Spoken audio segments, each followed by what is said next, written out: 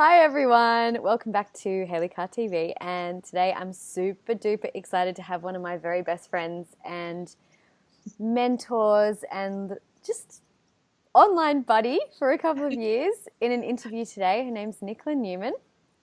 Hi. Hi! Nicola is a contemporary Australian artist, and she's living and working in the Sunshine Coast hinterland in Queensland, Australia. Her work explores themes of landscape, nature, intimacy, and memory, and she exhibits her paintings, photographs, and videos regularly in solo and group exhibitions in Australia and internationally.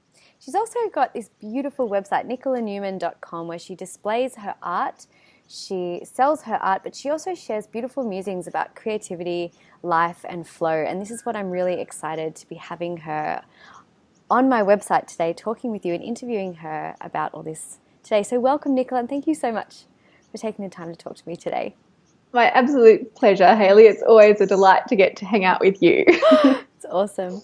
So, we wanted to talk about the creative process today, and, one of the things I love so much about you is your ability to find flow and grace and gentleness in the creative process. And just to share a little backstory with everyone who's watching today. A couple of months ago, Nicola and I were up at her place on the Sunshine Coast having a little business retreat. And I mentioned to her that at the house I wanted to live in, I wanted to have a bath. Now, there was no room at the house I was renting for a bath. And Nick just looked over at me and said, well, why don't you just build one like I did? And I went, I used to have I do have an interior architecture degree, but I was like, build my own bath? Are you kidding me? Like, it didn't cross my mind that I could actually do something like that. I worried that I would get it wrong. I didn't know how to put the parts together. I didn't even know how to use a drill. And it started this really great conversation about the creative process and everything Nick teaches in what she does with painting and creativity and how it applies to the rest of your life. And the conversation really opened me up to being super gentle and super present in my creative process for the rest of the year. It's been amazing. And so I would love it, Nick, if you could share some of the key principles about creativity, a little bit about why they're important in creativity, and then maybe we can sort of riff on how they apply to the rest of life and why living a creative life is just so much fun. Totally, Haley. Well, it is fun because all of a sudden when you start to tap into your creativity, the possibilities in your life really open up because you start to feel like you're this catalyst to be able to create your heart's desires in the world. That's what I love about creativity. So if we look at it perhaps in a very practical sense, when we are painting, for example, because I'm a painter, I can talk really clearly about that one. Some of the principles that you get to hone through the process of painting are things that really flow into all areas of our life, such as being present for what is unfolding in front of you. So often we can get carried away in our minds of this picture that we think we want to be painting, and it has to be this perfect scene that we've already elaborately imagined.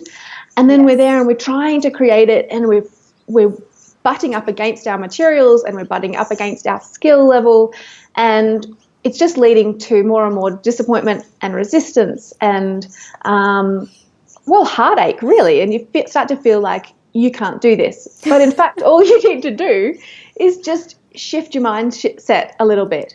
And that looks like, instead of trying to force the materials, starting to come to those materials with a sense of curiosity to see what can these materials do? And not only what can these materials do, but what can me and these materials do? So when you start to blend your skill levels and your particular way of moving the brush and your particular way of diluting the paint or mixing colours, all of a sudden you start to get this dance going on, and it's like a collaboration with the materials that you're working with. And that's really, I think, how life works, So say, for example, you want to build a bath in your backyard. Then it's about being present and and taking note of the materials that you'll need. You might need a porcelain bath and some wood and a drill, and then it's doing a little stock take of what your skill levels are with those things. Perhaps you might need to ask a friend to help you move the bath, or you might need to do some YouTubing on how to use a drill safely. And then, you start tweaking your own skills and start working with the materials. And that leads me to the next thing with painting is you can iterate. So instead of feeling like, I've made this thing and now that's it, that's static, I don't like it, and that's crap.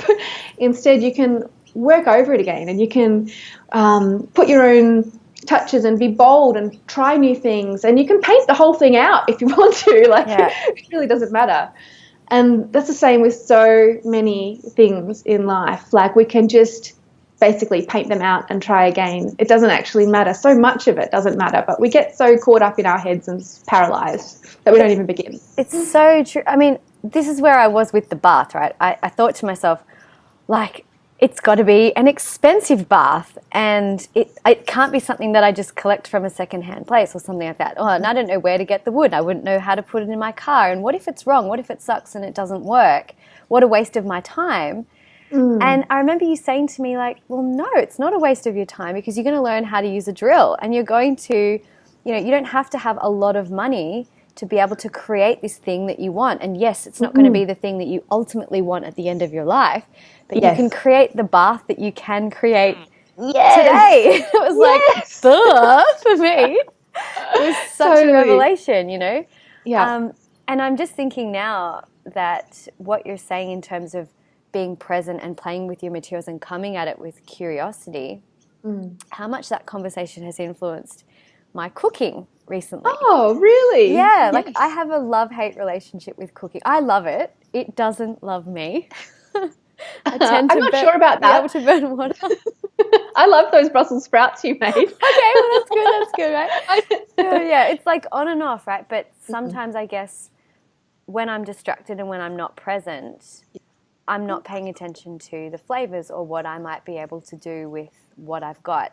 And instead of thinking, I have to cook this elaborate thing because it's got to be a big meal, it's like, what can I create with what I've got? And I was always really scared and paralyzed to actually take action on my creative desires, because I felt like it either had to be 100% perfect or not at all. So I guess what you're saying gets you over that creative hump, doesn't it?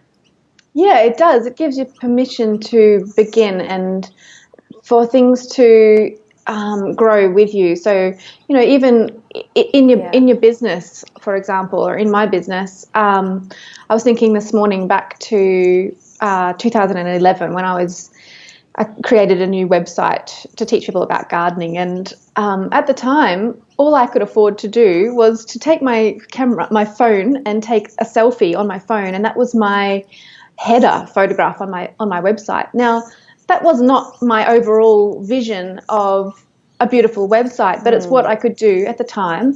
And then as the business grew, I had more resources and things to iterate again and play with those materials and to allow it to evolve and grow. But if I hadn't have just started, then I wouldn't have ended up with the skills even to know what it was that I wanted in the photographs later when I did have some money to invest in a photographer. So I'm really passionate about this idea of start where you are with what you have and do the best you can. And remembering, exactly like you're saying, it doesn't have to be the be-all and end-all or everything that you desire, but it can be practical enough to lead you on this thread that will take you closer and closer to the thing that is your ultimate desire, and you can be on the pathway to it. And that's the fun, I mean, the journey is the fun part. It really is, isn't it? And I love that. It's kind of, I think something else that you were talking to me about when I was at your place was trusting in that process. And that's something that I tend to find difficult is when I'm about to start, like I'm a recovering perfectionist. And when I'm about to start a project, it's about trusting in the fact that even though I might not know all of the steps from 0 to 100, to be able to go, okay, and like it's pretty much saying again what you're saying with the paint. It's going, okay, I'm starting where I'm at. I'm going to just trust that the next step is going to unfold for me as I get into this and continue on with it. Is that correct?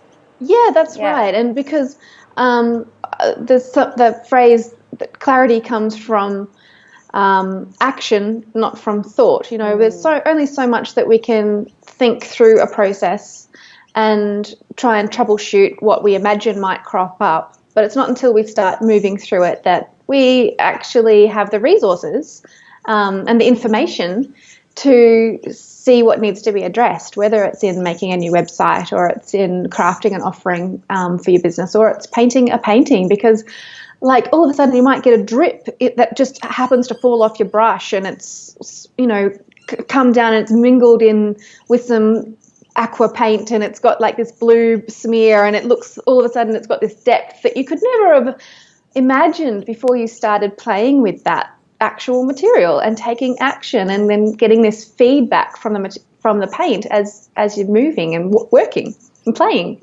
That is so amazing. So it really is just like playing and looking at what's happening and taking it super lightly and trusting that everything that's happening along the course could potentially guide you in a new creative direction, right? Yeah, that's right. And I think that you can build your creative muscles, and I think you can build your tolerance for that space of the unknown. And you can do that by regularly putting yourself in a very safe space emotionally. Okay. And that means speaking very kindly to yourself, being gentle to yourself in your thoughts. If you start to notice the inner critic starting to get loud, just redirect your thoughts back to your environment and what's actually in front of you. So what can you feel, touch, taste, hear, smell? And don't beat yourself up for those thoughts if they're saying, you know, this is crap, this isn't working, whatnot. Just acknowledge them and then put your attention onto something else. And by using those skills, you can start to move through and come back to what's unfolding. And I find that the first part is always the hardest. Like getting started is the hardest. And there's like this hurdle to get over. And that's when the inner critic gets really loud because it's like, I want to protect you from being a failure. Yeah. But then once it starts to be calmed down, your nervous system gets to calm down, then you can be lost in the process and start to really enjoy it. Like my students find that they feel more relaxed sometimes from painting than any other activities that they've done for a long, long time. And I love that because it can be a form of meditation.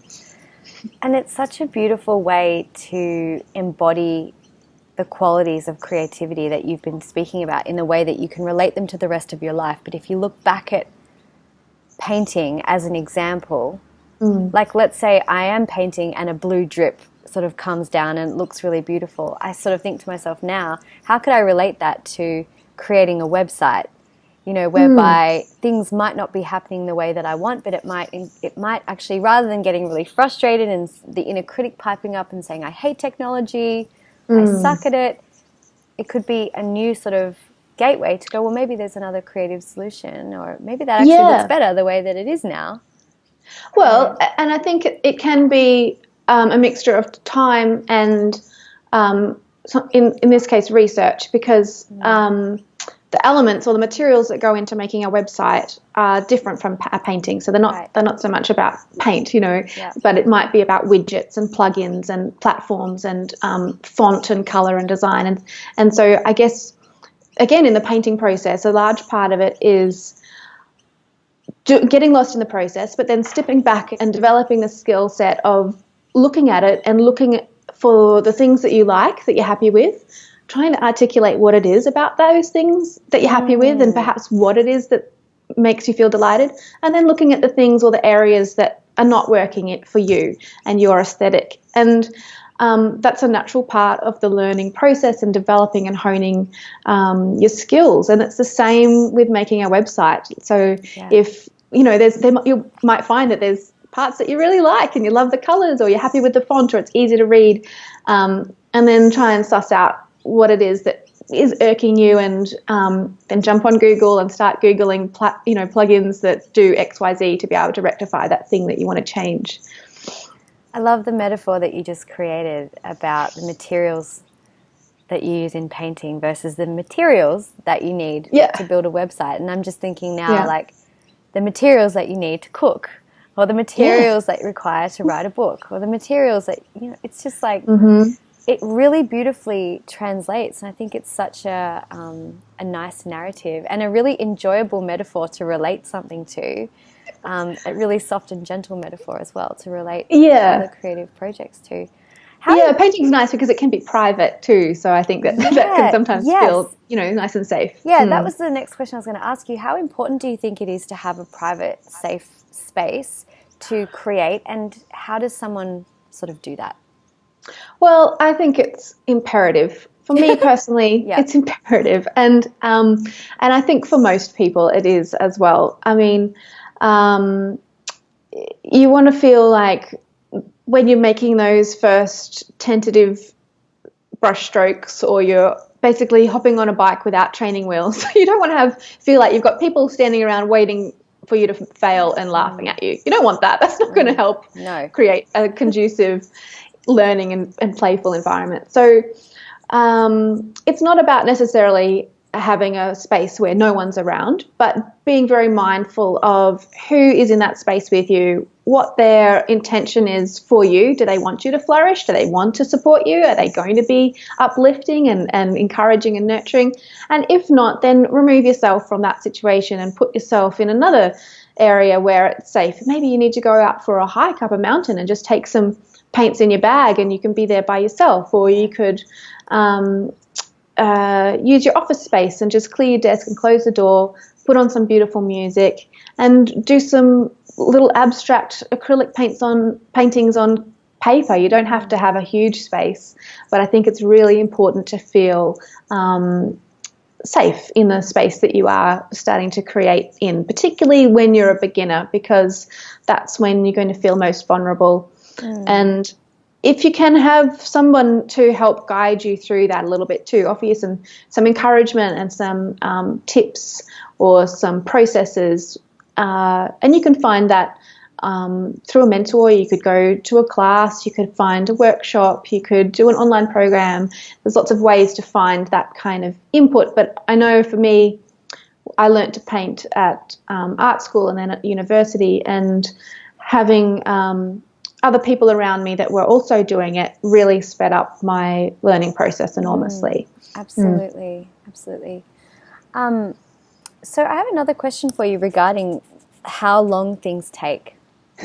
I know that we spoke about your creative process, which I found really interesting, and how long it takes to create a painting, but how long it really takes to gather the inspiration and create the painting. Can you just mention, do you remember that conversation? Can you just mention a little bit about the gathering inspiration part and how important that is compared to the actual... Yeah, I had forgotten that conversation, but I think I'm remembering now. So certainly for me, I can do a painting. I can sometimes do a bunch of paintings in 2 days. So over the space of 2 sessions, because I usually do a base layer and then I'll come back and I'll add another layer in while paint's still just tacky, because I work with oil paint. So I've had times when the inspiration's flowing where I might finish 5 paintings in 2 days. But for me, my process is I need to go out and travel, and I need to see the landscape, and I need to notice the shifting colours on rocks and on mountains, and I need to see the trees dropping their leaves at different times of year, and I need to be very... for me, I function best creatively if I have a sense of spaciousness in my life. Yeah. So that includes spaciousness in my finances, in my time, and in my environment and emotions. So being able to take time to gather that inspiration is what then I find overflows and erupts in the studio. I'm not one of those artists that turns up to the studio and paints every day. I don't think I'll ever be like that. not really my personality type. But there are artists that are like that, and it's really important to their practice. And I think the thing that I've started to really understand as I've gotten older, I've been doing this for 15 years now, is we need to embrace who we are and don't fight it, and just like allow yourself to create the life or have the conditions that serve you and nurture your personality and your creative style. And don't beat yourself up for not being like so-and-so, because they probably need what they're doing, but you might need something different. I love that so much. It's a real testament to your process, the way that you go out and gather inspiration and include that as part of the time it takes to generate a painting, and keeping that spaciousness in our lives is, in order to keep the inspiration flowing. I mean, there's only so long you can sort of sit and stare at a wall while you're writing a book or something. Like, we need to creatively feel ourselves. Yeah. It's so awesome. So today we've talked about, finding a safe space, knocking out the inner critic, being present, being adaptable, and I suppose letting go of that outcome, and being playful.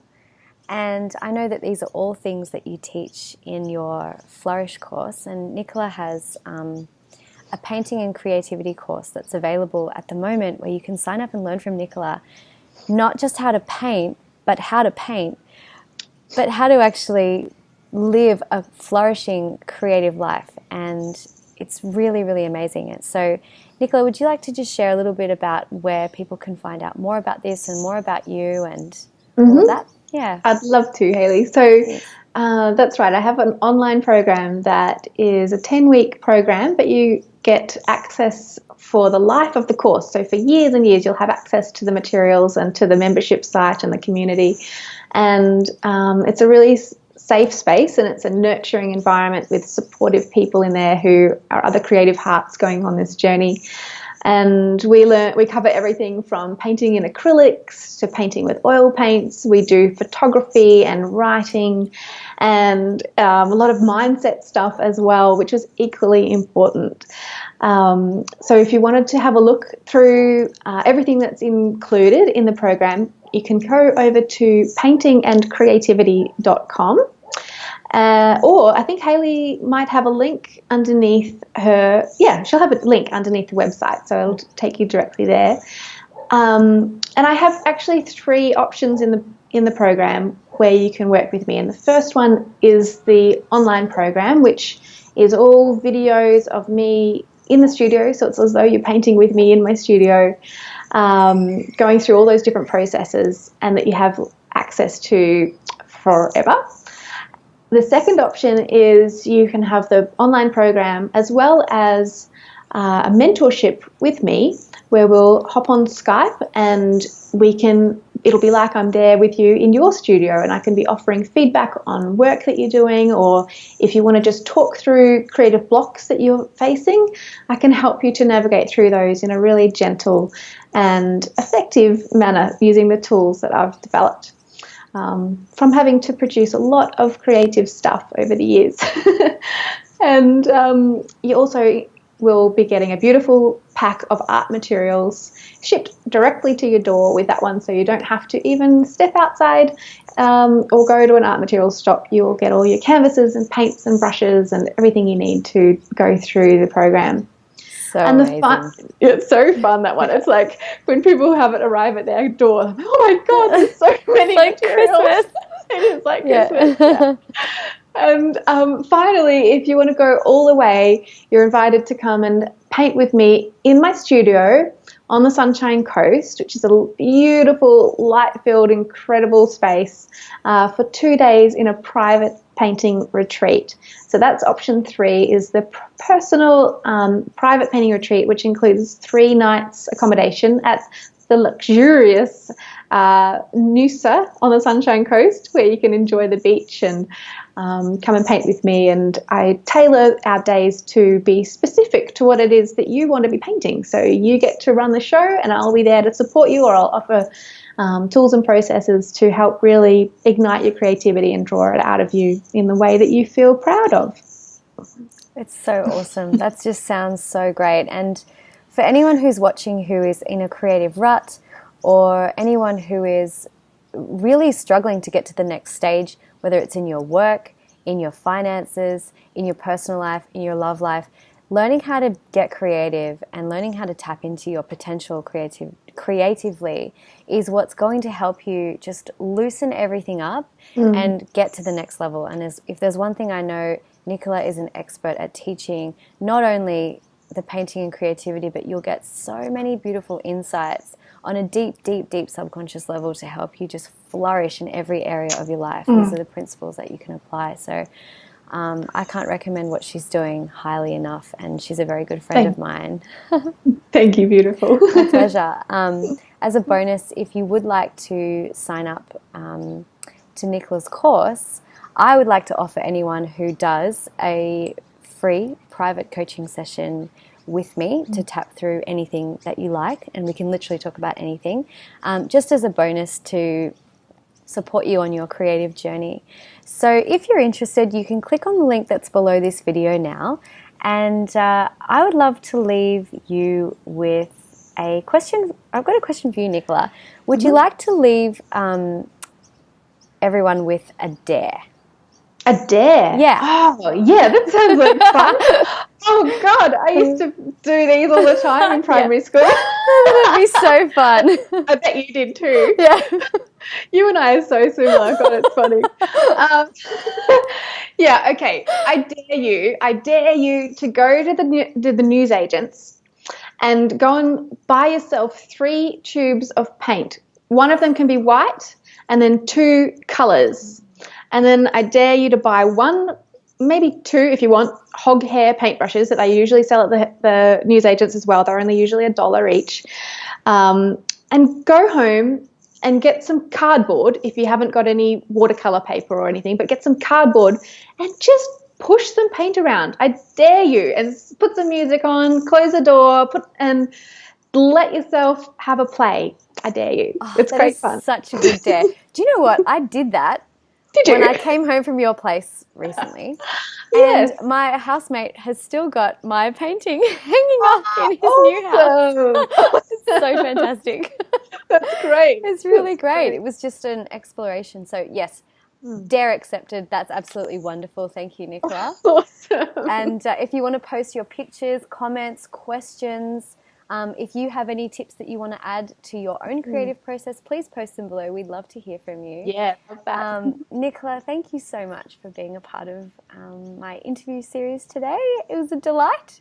It's always a pleasure. Yeah. Always so much fun, Hayley. Thanks for having me. All right, and everyone, we'll see you soon. Thank you. Have a Bye. great week. Bye. Bye.